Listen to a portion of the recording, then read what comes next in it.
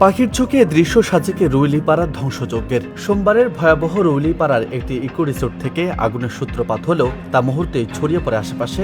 আগুন থেকে কটেজ কর্তৃপক্ষ আগুন নিয়ন্ত্রণের চেষ্টা করলেও পানি না থাকা ও সরঞ্জাম অপর্যাপ্ত হওয়ায় তা হয়ে ওঠেনি। মুহূর্তে আগুনে পুড়ে ছাই হয়ে গেছে অনেকের স্বপ্ন, ঠাঁই হারিয়েছে নিঃস্ব স্থানীয় অনেক বাসিন্দা। ক্ষতিগ্রস্ত ব্যবসায়ীরা বলছেন ফায়ার সার্ভিস থাকলে এই ক্ষতি অনেকাংশই কমানো যেত। এখন আমাদের এখানে একটা ফায়ার সার্ভিস দরকার। সবচেয়ে বড় ক্ষতি আমরা এই ফায়ার সার্ভিসের জন্য হচ্ছে। তো আমাদের দাবি সরকারের কাছে যে অন্তত সাজেককে বাঁচানোর জন্য হলো ফায়ার সার্ভিসের একটা ব্যবস্থাপনা করার দরকার।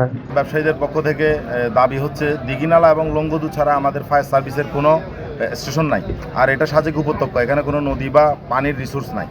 তাহলে আমাদের সরকারের প্রতি দাবি, যেহেতু এটা একটা বাংলাদেশের অন্যতম পর্যটন স্পট, এখানে সরকারিভাবে আমাদের এই এলাকাতে ছোট মিনি একটা সাব স্টেশন বসানো হোক ফায়ার সার্ভিসের, এবং পুরো সাজেককে 3টি বা 4টি ধাপে ভাগ করে পানির রিজার্ভার, ওয়াটার রিজার্ভারের ব্যবস্থা করে সরকারিভাবে পানি জমা থাকবে। দেশের বিভিন্ন দেশে যেমন দার্জিলিং আছে, এখানে পানির সোর্সও নাই। ভালো করে পানি আনতে হয় আমাদের এখান থেকে 6 কিলোমিটার দূরে সরা, তাই শুকনো মৌসুমে পানিও পাওয়া যায় না।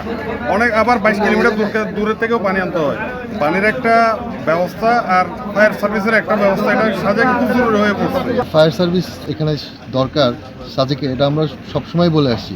এই যে আগুন লাগছে হঠাৎ করে, এই জন্য যে দরকার এমন না, রাস্তায় যে বিভিন্ন সময় রোড অ্যাক্সিডেন্ট বা বিভিন্ন সময় এমার্জেন্সি রেস্কিউর জন্য এই ফায়ার সার্ভিস টিমটাকে দরকার। যদিও সাজেকে আগুন নিয়ন্ত্রণে যোগ দেয় রাঙামাটি সহ 3 পার্বত্য জেলার 13টি ইউনিট, তবে পানি না থাকায় কাজ করতে সময় লাগে 24 ঘন্টারও বেশি সময়। আমাদের এখানে সবচেয়ে যে প্রবলেমটা হয়েছে আমাদের পানির উৎসটা, এখানে কোনো পানিই নাই। এখানে আমরা যখন আসছি আমাদেরকে সেনাবাহিনী, বিজিবি এবং অন্যান্য যারা আইন শৃঙ্খলা বাহিনী যথেষ্ট সহযোগিতা করেছেন। তথ্য বলছে বাঘাইছড়ি উপজেলায় ফায়ার সার্ভিস স্থাপনের প্রকল্প অনুমোদন পেলেও অবকাঠামো উন্নয়ন শুরু হয়নি।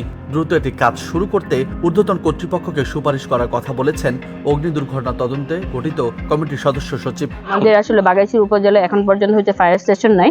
যদিও আমরা ফায়ার স্টেশনের জন্য ল্যান্ড অ্যাকুইজিশন করা হয়েছে, বাট পুরোপুরি যে ফায়ার স্টেশনের একটা যে অবকাঠামো এটা এখন পর্যন্ত করা হয় নাই। এবং এটা আমরা ঊর্ধ্বতন কর্তৃপক্ষকে বেশ কয়েকবার আমরা লিখিতভাবে জানানো হয়েছে, এটা কাজ চলমান। আর দ্বিতীয় যেটা আপনি ওয়াটার রিসোর্স রিজার্ভের কথা বলেছেন, এটা যেহেতু একটা পাহাড়ি এলাকা এবং এখানে যেহেতু ওয়াটার রিসোর্সটা আসলে ওইভাবে অ্যাভেলেবেল নাই, যে আমরা নিচে আমরা ওখান থেকে ওয়াটার রিসোর্সটা যেখান থেকে আমরা যেখানে মজুরটা পাই ওখান থেকে আমরা সাপ্লাই দিই। এবং ওইখানে কিন্তু আমাদের মানে যতটুকু লাগে, যে আপনার আগুন নিবানোর জন্য যতটুকু ওয়াটার প্রয়োজন সেই পরিমাণ রিজার্ভ থাকে না। অগ্নি মোকাবিলা ছাড়াও সাজেক দীঘিনালা সড়কে দুর্ঘটনা কবলিত পর্যটক ও সাধারণ যাত্রীদের উদ্ধারে ফায়ার সার্ভিস ও সিভিল ডিফেন্স স্টেশন স্থাপন এখন সময়ের দাবি।